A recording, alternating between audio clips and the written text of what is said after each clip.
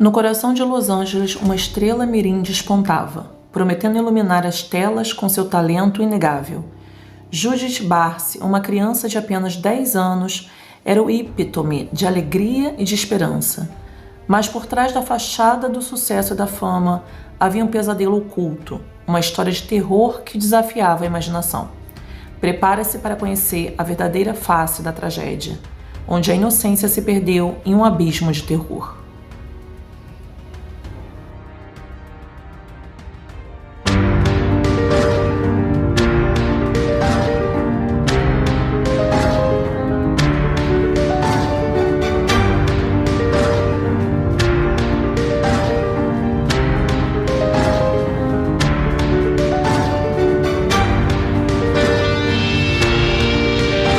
Olá, amantes do mistério! Hoje vamos mergulhar em uma história real que vai prender sua atenção e desafiar suas percepções sobre a natureza humana.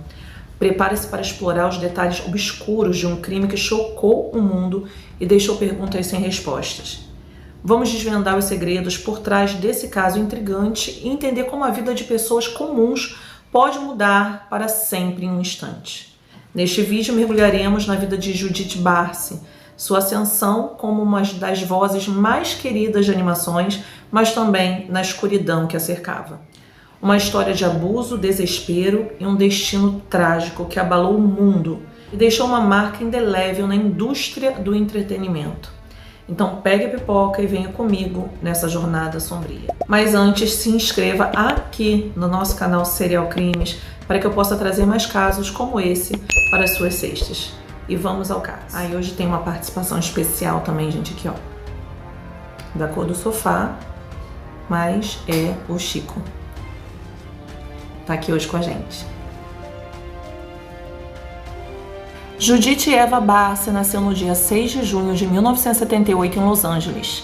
Judith Barsi era filha dos imigrantes húngaros Joseph Barsi e Maria Barsi, sendo que os dois fugiram da ocupação soviética da Hungria em 1956 e depois emigraram para Los Angeles, na Califórnia, e eles fugiram separadamente, se encontraram lá nos Estados Unidos.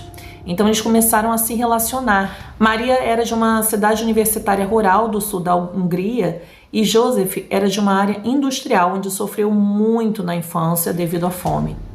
Já nos Estados Unidos, o casal se conheceu em um restaurante de Los Angeles, conhecido por ser um lugar de encontro de imigrantes.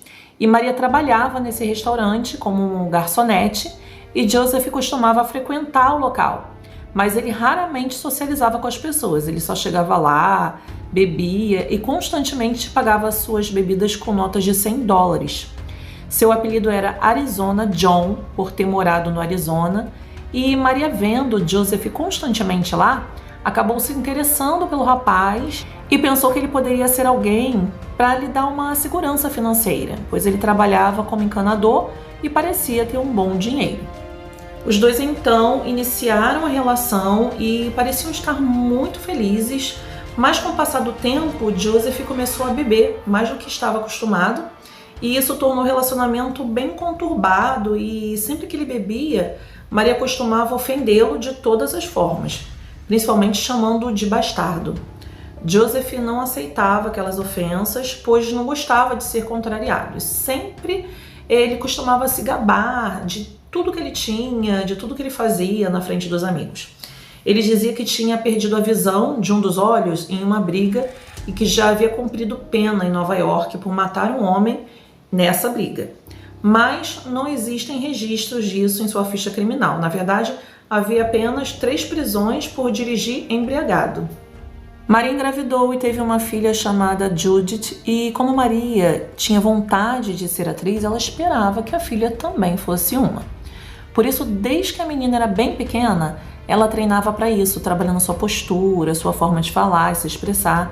Mas Joseph não apoiava no início, dizendo que era algo muito difícil fazer com que a menina fizesse sucesso, pois era um meio muito competitivo. Mas isso não desanimou Maria. Ela acabou tornando esse sonho realidade.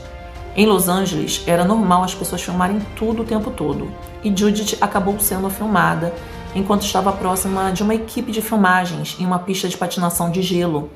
Naquela época, ela tinha apenas 5 anos de idade e a equipe que estava gravando um comercial no local, na época, se encantou com a pequena menina de cabelos loiros, deslizando no gelo sem qualquer dificuldade. Então eles a convidaram para participar da gravação e aquilo abriu diversas portas para ela em sua carreira de atriz mirim. Foi então que Judith começou a fazer vários comerciais e começou a aparecer em alguns programas de TV, além de fazer uma série de comédia chamada de Tears, em 1986, e deslanchou a fazer vários filmes como O Tubarão 4, A Vingança, Inimigo Mortal, Em Busca do Vale Encantado, entre outros. Também fez uma série em 1984 chamada Fatal Vision, onde interpretava uma menina de 3 anos, mesmo ela tendo 5 anos, pois ela tinha uma estatura bem pequena. Ela realmente parecia ser mais nova do que era, e com isso ela conseguia interpretar personagens que eram mais novas que ela. E como ela era bem pequena, com o tempo ela teve que tomar injeções de hormônio para ajudá-la a crescer. Judith era uma criança muito feliz e ela chegou a ganhar cerca de $100 mil por ano com seus trabalhos.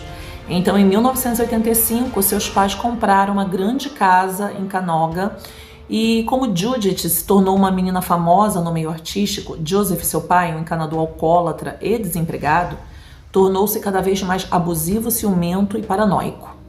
Ele abusava mentalmente dela, chegando até, em certo momento, a colocar uma faca em sua garganta enquanto ameaçava matá-la, porque ele estava convencido de que sua esposa e sua filha sairiam para uma sessão de fotos ou filmagens e nunca mais retornariam. Isso era reflexo de uma mente doentia. Quando Joseph estava bêbado, ele fazia ameaças de morte o tempo todo às duas. Um amigo de Joseph, chamado Peter Kine, disse que ele sempre expressava raiva por sua esposa e dizia que acabaria com a sua vida. Mas sempre que isso acontecia, ele tentava acalmá-lo e um dia ele perguntou o que ele faria com a Judith se ele matasse a esposa. E Joseph respondeu que mataria a filha também. Depois de tantas ameaças, em dezembro de 1986, Maria fez um boletim de ocorrência contra o marido, acusando Joseph de ameaça de morte. E naquele dia, Joseph bateu nela e ela foi à delegacia e mostrou os ferimentos no rosto e pescoço de quando ele tentou sufocá-la. Houve uma situação quando Maria deu uma pipa a Judith e a menina ficou muito feliz e foi brincar sozinha. Joseph, vendo a felicidade da filha, foi até lá para pegar a pipa, mas Judith não quis dar a ele. Ele então pegou a pipa à força e a quebrou em vários pedaços, dizendo que a menina era muito mimada. Claro que todas essas situações afetavam a pequena Judith. Outra vez, quando ela iria fazer uma gravação de um filme em Bahamas, seu pai ameaçou cortar sua garganta caso ela não voltasse. Judith teve que ficar por 2 meses para a gravação e nesse tempo ele não foi vê-la em nenhum momento. E quando as gravações terminaram, Maria e Judith foram para Nova York para visitar o irmão de Maria e lá a menina ligou para o pai. E o pai, pelo telefone, lembrou da ameaça que fez antes dela ir para Bahamas. Judith então começou a chorar apavorada e por isso as duas decidiram voltar para casa e deixar Nova York. Todas as ameaças e abusos que Judith sofria começou a afetá-la intensamente e ela começou a arrancar todos os seus cílios e também os bigodes do seu gato. Ela chegava a dizer para os amigos que tinha medo de ir para casa, pois seu pai ficava bêbado todos os dias e ela tinha medo de que ele tirasse a vida delas, das duas. E em maio de 1988, logo antes de uma audição, Judith teve um comportamento estranho. Ela entrou em pânico, chorava histericamente, sem conseguir falar. Então Maria levou a uma psicóloga infantil e após a consulta, a psicóloga relatou o caso para o Departamento de Serviços Infantis e Familiares do Condado de Los Angeles, mas infelizmente nada mudou. Mas a questão é, por que Maria não abandonava Joseph? Ela não tinha qualquer problema financeiro, então por que se manter nessa relação? Maria dizia que não abandonava o marido por medo dele atentar contra a vida das duas, caso elas deixassem a casa. Além de todo o processo judicial, ela tinha medo de perder tudo que eles haviam construído. Enfim, sei lá, pra mim, eles assim, tinham tanto dinheiro, contratasse um segurança para as duas e metia o pé. Mas ficar nessa situação, jamais. Joseph ameaçava Maria de que ele mataria Judith, depois tiraria a própria vida, deixando Maria viva para sofrer. Ameaçava também incendiar a casa, o cara estava enlouquecendo. Mas, envolto nessa obsessão, o próprio Joseph decidiu parar de beber por um tempo, para tentar se reconciliar com Maria. Mas ela já tinha sofrido o suficiente e não queria. Com o tempo, foi descoberto que Joseph tinha uma amante e que ele comprava presentes bem caros para ela, tipo anéis, colares de ouro, e mesmo assim Maria continuava com medo de deixá-lo. Mas por trás ela já começava a agir. Ela alugou um apartamento em Panorama City, onde ficavam os estúdios de gravação de Judith. Com isso, ela ficava o dia todo fora e voltava à noite. Assim, ela poderia ficar longe do marido. Na verdade, Maria tinha um plano, né? Ela pretendia se mudar para o apartamento alugado, definitivamente, com sua filha. E na época, Judith estava estudando, mas devido à rotina de gravação, ela não conseguia comparecer à escola todos os dias. Mas sempre que podia ir, ela ia bem satisfeita, pois amava estar com os amigos. Ela sempre estava em meio aos adultos, né, nas filmagens, então raramente ela podia ir à casa de amigos, fazer coisa de criança, sabe? As pessoas ao redor de Maria e Judith sabiam dos abusos e das ameaças constantes que elas sofriam. Uma vizinha até ofereceu para Maria que ela morasse na casa dela, se ela quisesse, mas Maria recusou. Ela sempre dizia que se mudaria para o apartamento, mas na verdade ela nunca ia. Ela sempre tinha uma desculpa e ficava adiando isso. Só que no dia 25 de julho de 1988, que era uma segunda-feira, Judith faltou a um compromisso com a Hanna-Barbera Production e sua agente ligou para saber o que havia acontecido. No telefone, seu pai disse que um carro grande havia passado na casa deles para levar Maria e Judith para San Diego. Na noite do dia seguinte, Joseph ligou para a agente dizendo que ele havia tomado a decisão de sair de casa, mas que ficaria por lá por mais um tempo para poder se despedir de sua filha. No dia 27 de julho, na quarta-feira, por volta das 8h30 da manhã, enquanto estava em seu jardim, uma vizinha da família chamada Eunice escutou um estrondo vindo da casa da família Barsi. Foi uma explosão e logo ela viu fumaça saindo da casa. E ligou imediatamente para a emergência. Em sua cabeça, Joseph havia matado a esposa e a filha e, por fim, havia colocado fogo na casa, pois ele já havia ameaçado fazer aquilo.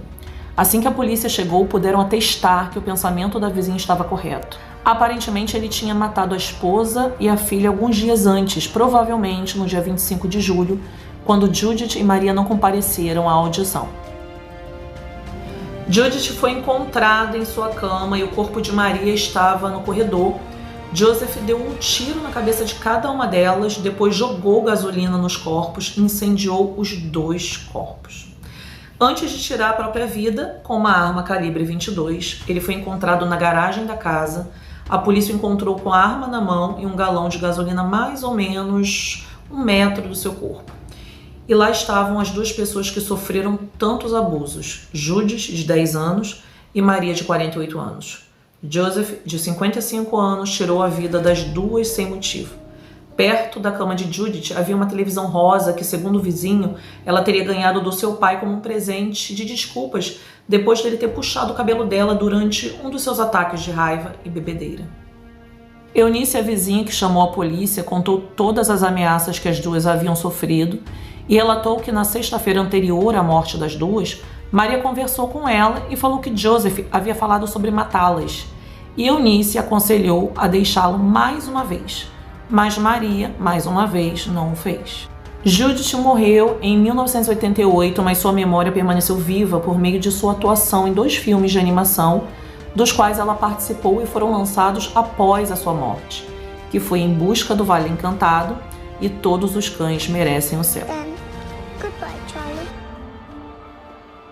I love you. Yeah. I love you too. Nesse último, o filme termina com uma música dedicada à memória de Judith. Os corpos de Judith Barsi e sua mãe foram enterrados em sepulturas sem identificação no Forest Lawn Hollywood Hills Cemetery, em Los Angeles. E em junho de 2004, um fundo criado pelo fã-clube de Judith Barsi foi usado para comprar lápides para os túmulos de Judith e de sua mãe Maria. Judith Barsi, uma estrela em ascensão, cuja vida foi tragicamente interrompida. Em um mundo onde ela deveria brilhar, a escuridão a consumiu. A história dela nos lembra da fragilidade da infância, da necessidade de proteger aqueles que não podem se defender. Que sua memória sirva como chamado à ação. Que não deixemos que a voz de uma criança como Judith seja esquecida. Devemos nos unir para garantir que tragédias como a dela nunca mais se repitam. E por hoje, fico por aqui já te convidando a assistir o próximo vídeo na próxima sexta. Uma ótima semana a todos vocês.